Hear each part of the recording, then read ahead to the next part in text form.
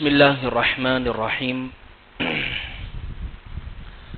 الحمد لله رب العالمين والصلاة والسلام على سيد الأنبياء والمرسلين محمد وآله وصحبه أجمعين أما بعد فأعوذ بالله من الشيطان الرجيم بسم الله الرحمن الرحيم يا أيها الذين آمنوا عليكم أنفسكم لا يضركم من ضل إذا اهتديتم وقال تعالى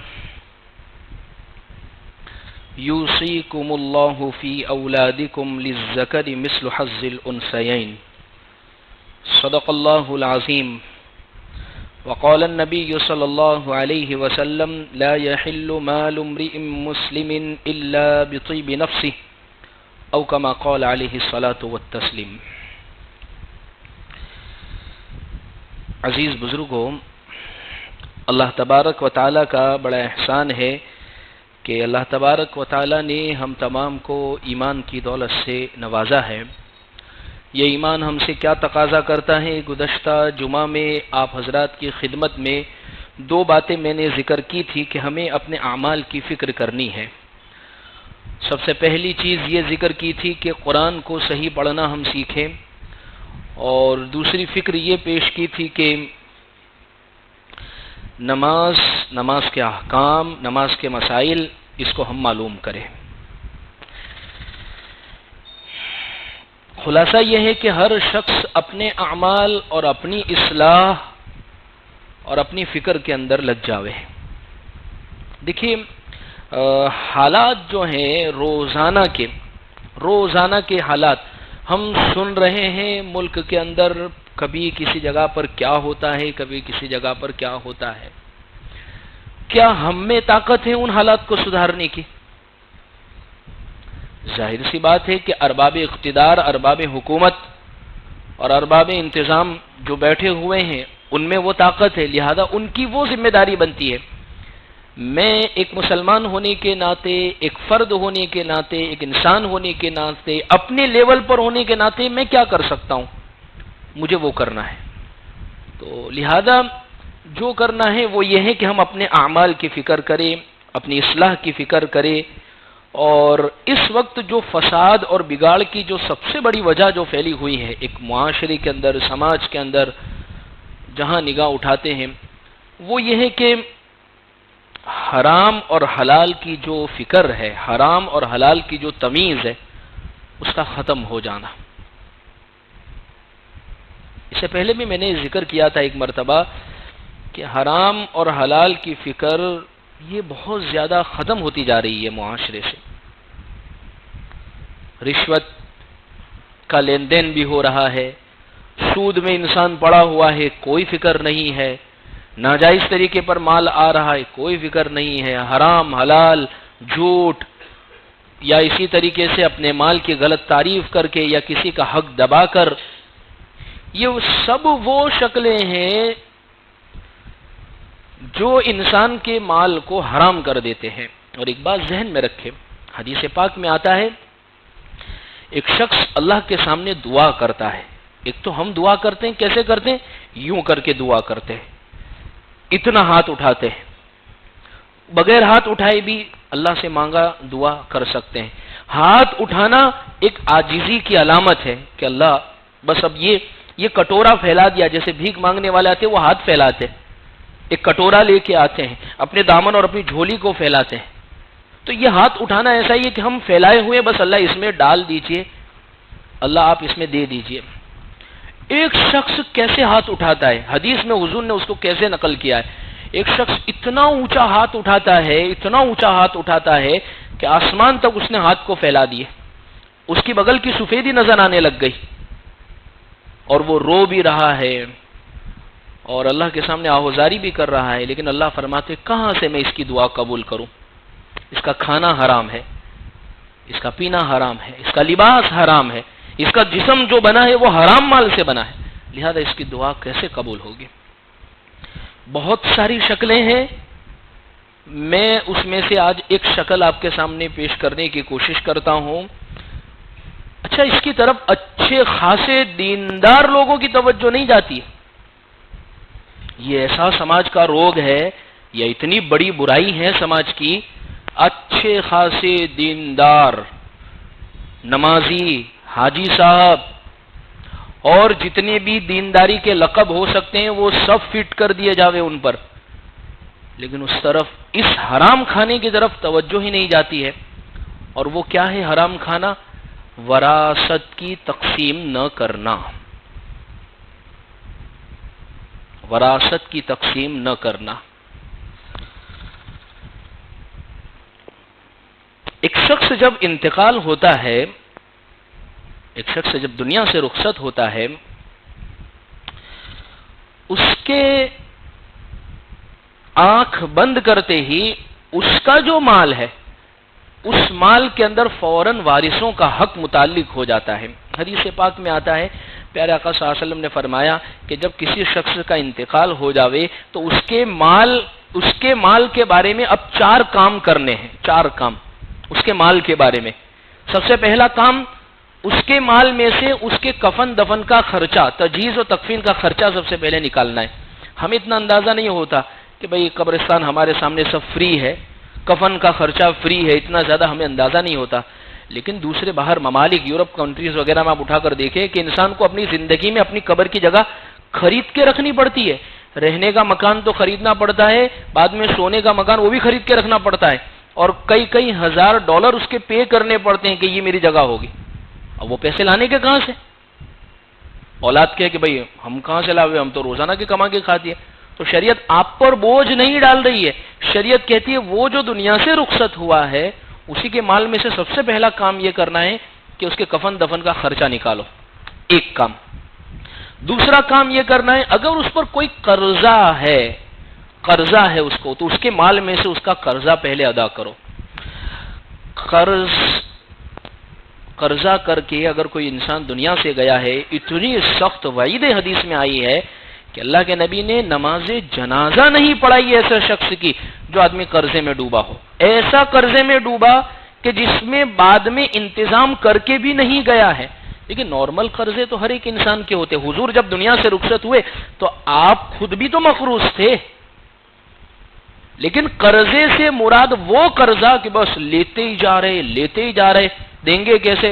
آئے گا کمائے گا تو دیں گے۔ بھئی آپ کے پاس کوئی پراپرٹی ہے، آپ کے پاس کچھ سونا وغیرہ پڑا ہے کہ اگر آپ نکل لیے تو یہ سب مال دیں گے کیسے، وہ ادا کیسے کریں گے، چکائیں گے کیسے؟ کہا کہ وہ لڑتے رہیں گے بعد میں۔ ایسے شخص پر سخت وعید آئی ہے۔ اللہ کے نبی صلی اللہ علیہ وسلم ہم جنازوں میں حاضر ہوتے تھے، پوچھتے تھے کہ میت پر کوئی قرضہ ہے؟ اگر کہا جاتا ہاں ہے، اور پھر اگر پوچھا جاتا کہ کوئی اس کی ذمہ داری لے لیتا ہے یا اتنا مال ہے ان کے وارث ادا کر دیں گے، وہ کہتے کہ ہاں ہم ادا کر دیں گے، تو حضور نماز جنازہ پڑھا دیتے، لیکن کوئی انتظام نہیں ہوتا تو اس کی نماز جنازہ نہیں پڑھاتے۔ تو دوسرا کام جو کرنا ہے وہ قرض۔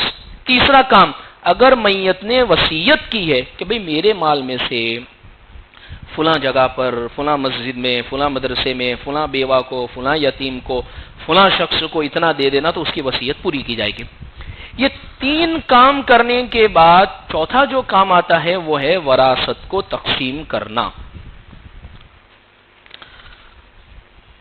اب سب سے پہلی بات کہ وراثت تقسیم کرنا یہ فرض اور واجب کا درجہ رکھتا ہے۔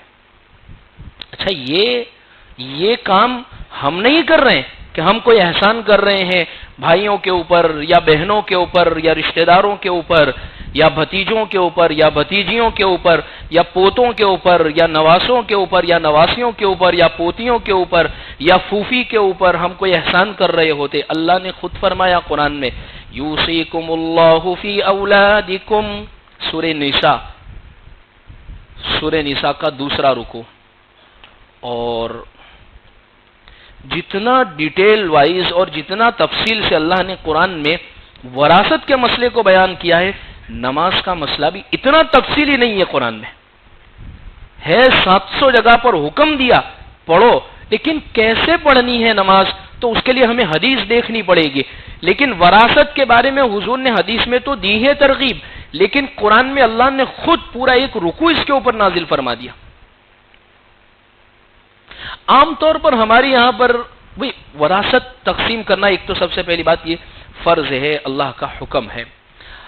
عام طور پر یہ سمجھا جاتا ہے کہ وراثت کب تقسیم کریں گے؟ بھائی بعد میں کریں گے، اطمینان سے کریں گے، کما کے دیں گے. یہ ایک بہت بڑا جملہ ہے بھائیوں کا. بھائی کما کے دیں گے، بھائی کس چیز کا کما کے دیں گے؟ کہاں سے کما کے دیں گے؟ اصل میں بھائیوں نے اپنے طور پر ذہن میں یہ بٹھا لیا ہوتا ہے ابا کے بعد یہ ہمارا ہی ہے نا. اب ابا کے بعد بھی نہیں، بہت ساری اولاد تو زندگی میں یہ پپا نے اپنے لیے کرایا نا، ہمارا ہی ہے نا. تو یہ چیز جو ذہن میں بیٹھ گئی ہوتی ہے، اس کی وجہ سے وہ سمجھتے ہیں کہ بہن تو وہ پار کی ہے، نہ فلاں ہے، نہ یہ ہے، نہ اس کے نتیجے میں اس کو کچھ نہیں دیا جاتا ہے. اس مال کو اپنا سمجھا کیوں؟ سب سے پہلی بتا، آپ نے خود جو کمایا ہے، آپ نے خود جو کیا ہے وہ آپ کا ہے.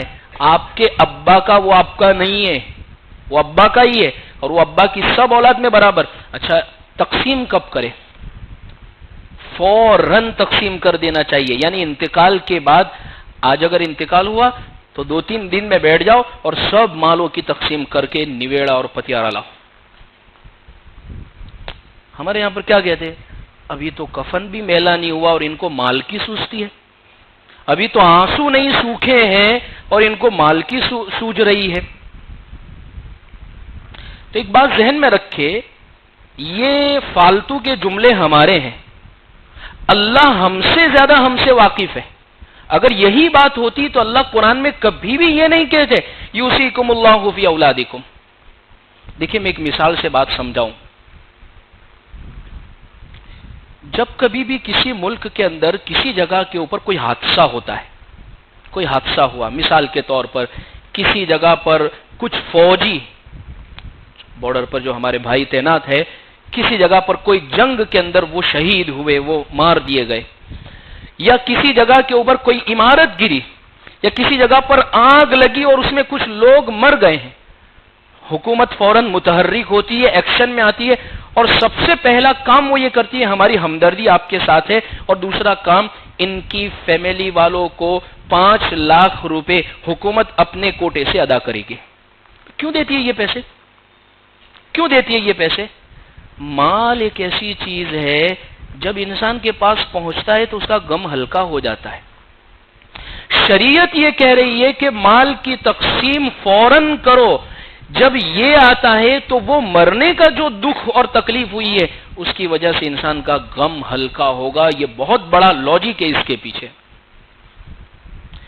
لہذا اللہ کا بڑا احسان ہے، میری دادی کا انتقال ہوا تو ہمارے والد صاحب، بڑے ابو، چچا وغیرہ نے سب نے بیٹھ کے تیسرے ہی دن سارا مال تقسیم کر دیا. تیسرے ہی دن.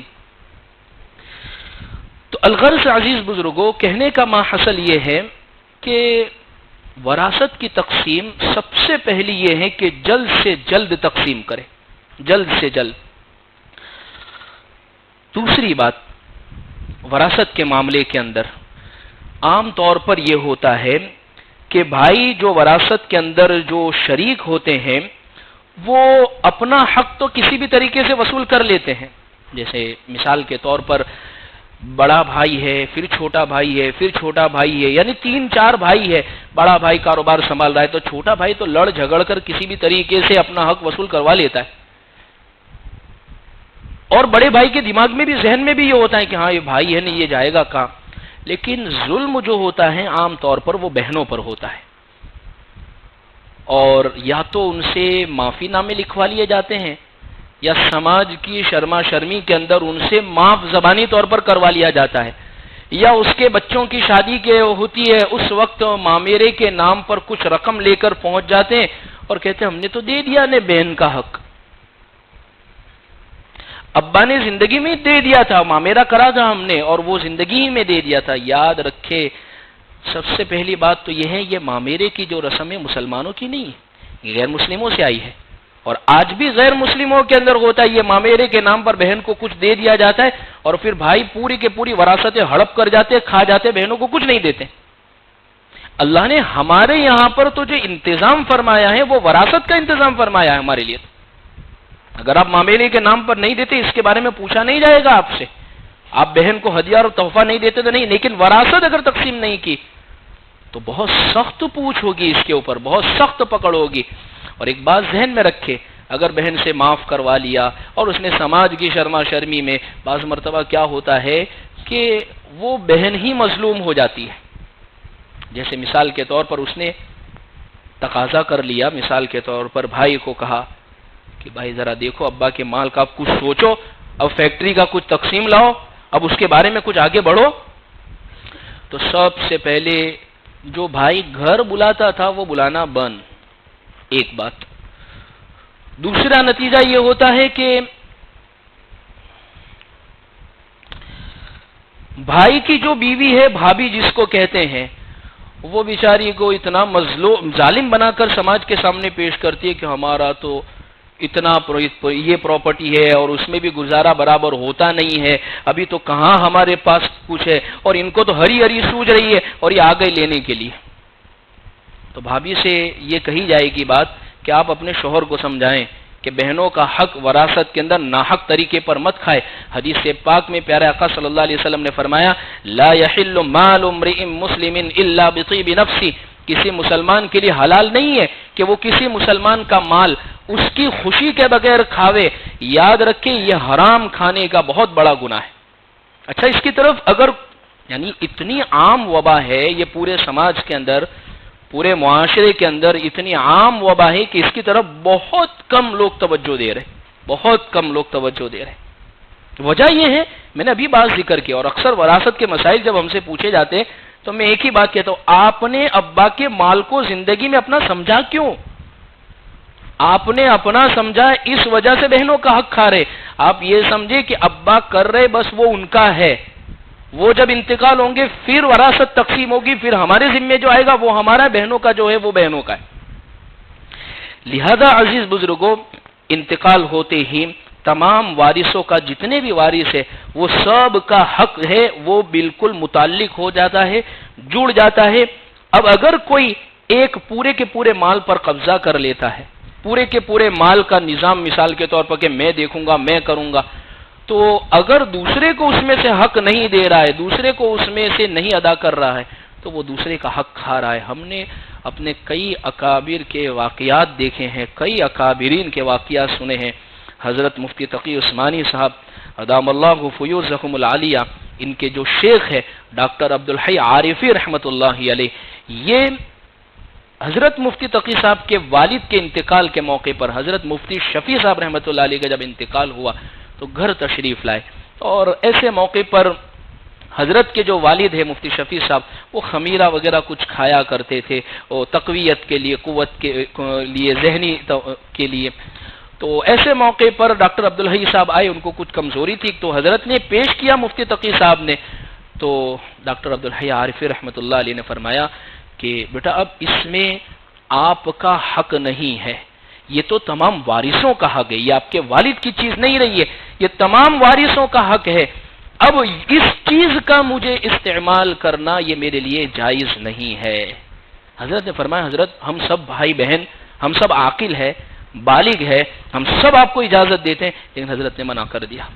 اجازت بالکل دل کے ساتھ ہونی چاہیے، شرما شرمی کی نہیں. اس لیے ہمارے حضرت مفتی احمد صاحب خان پوری، اللہ حضرت کو صحت کاملہ نصیب فرماوے، حضرت تو یہ فرماتے ہیں کہ کبھی بھی یعنی اگر آپ حقیقت میں آپ بہن نے آپ کو معاف کیا ہے اپنا حق، بعض مرتبہ ہوتا ہے بھائی غریبی کی حالت میں ہے، بہن کو اللہ نے نوازا ہوتا ہے، وہ معاف کیا ہوتا ہے، حضرت پھر بھی فرماتے ہیں کہ بہن کا جو حق بنتا ہے وہ اس کو پہنچا دو. اگر حقیقت میں معاف کیا ہے تو وہ 2-4 دن رکھنے کے بعد آپ کو واپس پہنچا دے گی، اور اگر معاف نہیں کیا ہے تو پھر وہ واپس نہیں آئے گا. تو سمجھ جانا وہ خالی دکھاوے کا اور سامنے لوگوں کے سامنے معاف کیا گیا ہے. لہذا عزیز بزرگوں، کہنے کا محصل یہ ہے کہ شروع ہی سے آپس میں چند چیزوں کو آپ طے کر لے. طے کرنے کا مطلب یہ ہے کہ جیسے والد کا انتقال ہوا، اب والد کا مکان ہے، والد کا کاروبار ہے، والد کی چیزیں، حتیٰ کہ ایک سوئی بھی والد کی تھی، ایک سوئی، اس میں بھی تمام وارثوں کا حق ہوگا. اب 2 کام کرے. نمبر 1 کام تو یہ کرے تمام کے تمام وراثت کو تقسیم کر دے کہ بھئی جس کا جو حق ہے یہ اتنا ہوتا ہے، فلاں اتنا ہوتا ہے، آپ تقسیم یہ آپ لے کر جائیں.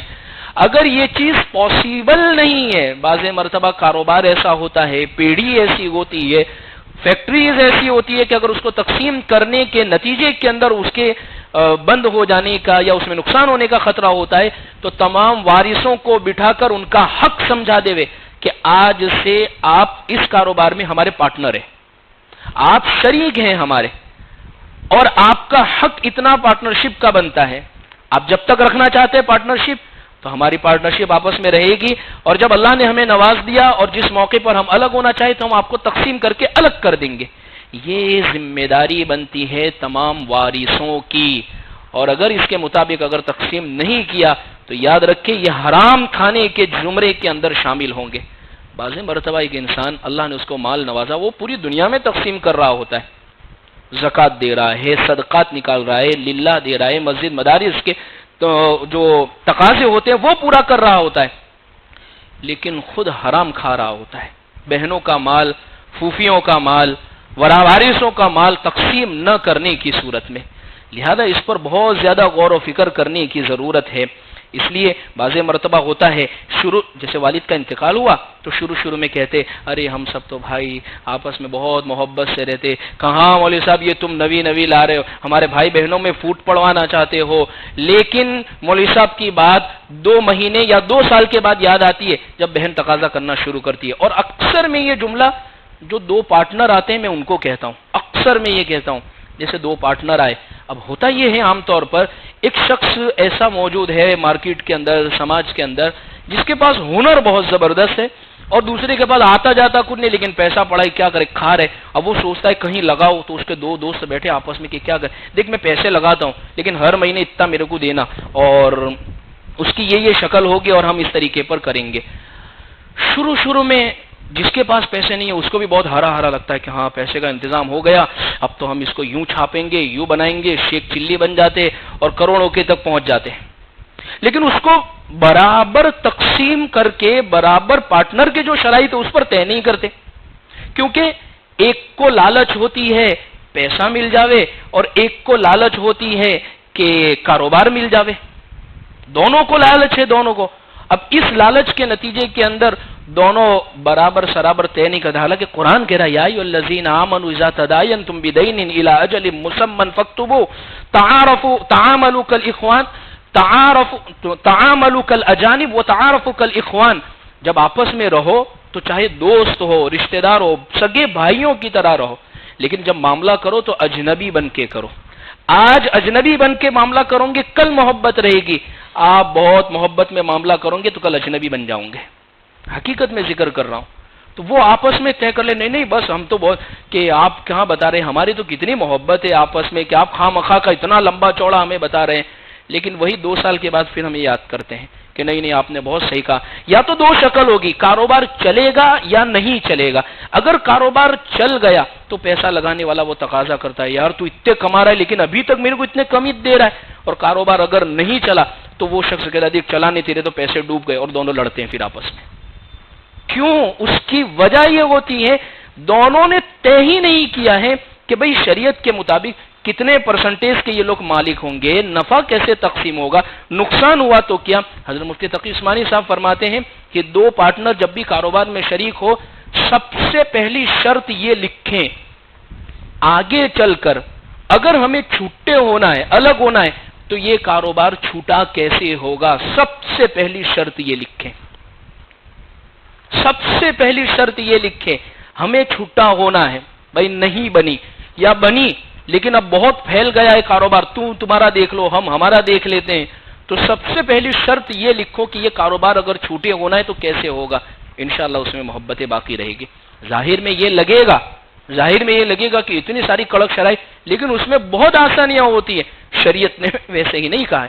تو خیر میں تو یہ وراثت کے سلسلے میں آپ کے سامنے ذکر کر رہا تھا کہ شروع میں بھائی بہنوں سے اور بھائی بہن آپس میں کہہ رہے ہو ہم میں بڑی محبت ہے، بس آپ دعا کرنا کہ اللہ ایسی ہی محبت باقی رکھے، لیکن جس دن بہن نے تقاضا کر لیا وہ محبت ساری ختم ہو جایا کرتی ہے۔ لہذا دیکھیے اللہ ہمارے احوال سے اور اللہ ہماری جانوں سے ہم سے زیادہ واقف ہے، اللہ نے ہمیں بنایا ہے تو ہمارے مزاجوں سے اللہ ہم سے زیادہ واقف ہے، لہذا قرآن نے جیسا حکم دیا ہے اگر اس کے مطابق اگر ہم چلیں گے تو انشاءاللہ ہمارے لیے آئندہ چل کر بھی بہت زیادہ اس میں سکون ہوگا۔ اسی طریقے سے ایک شکل بعض مرتبہ یہ بھی ہوتی ہے معاشرے میں کہ ابا کا اگر انتقال ہوا تو لڑکے لڑکیاں یا خود امی یعنی بیوی میت کی یہ سمجھتی ہے ابا کے انتقال کے بعد سب امی کا ہے، یا یوں سمجھتے امی کے انتقال کے بعد سب ابا کا ہے۔ ایسا نہیں ہے، اگر ایسا ہوتا تو اللہ قرآن میں صاف صاف کہہ دیتے کہ بھئی ابا کے انتقال کے بعد سب امی کا، یعنی بیوی کے انتقال کے بعد۔ لیکن اللہ نے قرآن میں یہ فرمایا کہ اگر شوہر کا انتقال ہو گیا ہے تو بیوی کو 8واں حصہ ملے گا، اور اگر بیوی کا انتقال ہوا ہے تو شوہر کو 4تھا حصہ ملے گا۔ تو اللہ ہم سے زیادہ پھر اس کے بعد وارثوں کے حصے تقسیم کر کے بتا دیے۔ یہ اس وجہ سے ہوتا ہے کہ تمام کے تمام جو بیوی ہوتی ہے وہ یہ سمجھتی ہے کہ یہ سارا کے سارا میرے شوہر نے بسایا تو میرا، ایسا نہیں ہے۔ شریعت میں ہر ایک کے حق متعین ہے، لہذا کوشش اس کرے کہ پہلی شکل کے اندر ہم وراثت کو تقسیم کرنے کی شکل ہو تو سب سے پہلے تقسیم کر لے۔ تقسیم کرنے کی اگر شکل نہ ہو تو کم سے کم حصے تو متعین کر دے، ورنہ ہوتا یہ ہے کہ ابا کے انتقال کے بعد ایک فیکٹری یا ایک مکان وہ اگر لاکھوں کی قیمت میں ہے اور 10 سال کے بعد وارث کو دل میں یہ بات آئی کہ یار تقسیم کرنا چاہیے، بہت پکڑ ہے آخرت میں، تو پھر وہ کروڑوں میں ہو اور دینا پھر کروڑوں میں ہی پڑے گا۔ ابا کے انتقال کے وقت جو قیمت تھی وہ اس کا کوئی اعتبار نہیں ہے۔ اور اگر آپ نے اپنے ذمے تقسیم کر لیا کہ بھئی ابا کے انتقال اس کی اتنی ویلیو، ہم اپنے ذمے میں اتنا قرضہ لے لیتے ہیں اور یہ پراپرٹی ہے اور فلاں جگہ سے ہم اپنے آپ کو کر کے دے دیں گے، تب آپ کے ذمے وہ قرضہ ہو گیا تو انشاءاللہ اس میں آپ کے لیے آسانی رہے گی۔ لہذا کہنے کا ماحصل یہ ہے عزیز بزرگوں کہ وراثت کی تقسیم اللہ نے قرآن مجید میں بار بار یہ ذکر کیا ہے تو اس کو خاص طور ایک اور شکل آخری ذکر کر دوں۔ عام طور پر کیا ہوتا ہے کہ وراثت میں جھگڑے کی سب سے بڑی جو وجہ بنتی ہے، جیسے اکثر فیملیز کے اندر جب لڑکے لڑکیاں جو ہوتے ہیں اور اس میں سب سے ایک پیڑھی چل رہی ہے، اس میں جو سب سے بڑا جو لڑکا ہوتا ہے وہ والد کے ساتھ پیڑھی میں کاروبار میں سب سے پہلے شریک ہوتا ہے۔ اب باپ کی بھی یہ ذمہ داری بنتی ہے اپنے بیٹے کو کاروبار میں شریک کر رہا ہے، اس کی حیثیت نکی کرے۔ ہم حیثیت نکی نہیں کرتے۔ کس حیثیت سے؟ عام طور پر اولادیں صرف والدین کی ہیلپر بن کے رہ جاتی ہے ہمارے یہاں پیڑھیوں کے کاروبار میں، نہ وہ پارٹنر کی حیثیت سے طے ہوتا ہے، نہ اس کی تنخواہ ایک اچھی خاصی طے ہوتی ہے، نہ اس کی ایک ذمہ داری کوئی طے ہوتی ہے کہ بھئی آپ یہ کاروبار میرا ہے پورا، لیکن جب آپ آئے ہیں تو آپ 10% 10% کے مالک ہے۔ یہ جتنی بھی بڑی بڑی کمپنی، آپ فورڈ کمپنی کو اٹھا کر دیکھ لیے، برسوں سے کاروبار کر رہی ہے لیکن بہت منظم ہے۔ کیوں؟ وہاں پر سب کے حصے تقسیم ہے۔ جیسے یہ جو چلتا ہے کہ شیئرز، کہ بھئی ایک شخص اس کاروبار میں آیا تو اس کے شیئرز طے ہیں کہ یہ اتنے پرسنٹیج کا مالک ہے، تو سب سے پہلے باپ کی خود یہ ذمہ داری بنتی ہے کہ اپنی اولاد میں سے بڑا لڑکا آیا اس کی حیثیت طے ہے۔ کیوں؟ اس کا نتیجہ کیا ہوتا ہے؟ باپ تو یہاں دنیا سے رخصت ہو گیا، سب سے بڑی اولاد باپ کے انتقال کے وقت 50 سال کی اور سب سے چھوٹی اولاد تھی وہ 35 سال کی تھی۔ 15 سال تک اس بیچارے نے محنت کی ہے، کاروبار کو بڑھایا ہے، لیکن شریعت یوں کہتی ہے کہ اب تقسیم ہوگا تو سب برابر ہی ہوگا۔ تو پھر وہ لڑتا ہے، وہ کہتا ہے میرا کیا، میں نے اتنے سال تک محنت کی۔ بھائی کی بھی یہ ذمہ داری بنتی ہے کہ باپ کا جیسے کہ انتقال ہو سب وارثوں کو بٹھا دے کہ بھئی کیا کرنا ہے، اب آئندہ یہ کاروبار کیسے چلے گا، اور ہر ایک اپنی اپنی حیثیت کو طے کر دے۔ ورنہ بھئی ابا تھے تو وہ مالک تھے، اب ابا کا انتقال ہوا ہے تو اب وراثت تقسیم کر لے، یا کاروبار بڑھانا ہے تو ہم آگے کیسے بڑھاوے۔ ورنہ ہوتا یہ ہے کہ بھائی بہنوں میں اور بھائیوں میں لڑائی کی وجہ صرف مال ہی ہوتا ہے، اور یہی مال ہوتا ہے جو تقسیم نہیں ہوا کرتا ہے۔ اللہ سے ہم دعا کرتے ہیں کہ اللہ ہمیں ان باتوں پر صحیح معنی میں عمل کی توفیق عطا فرمائے، اور اللہ عدم تقسیم میراث کا جو ناسور ہمارے سماج میں گھسا ہوا ہے، اللہ اس سے ہمیں بچنے کی توفیق عطا فرمائے۔ وآخر دعوانا ان الحمدللہ رب العالمین۔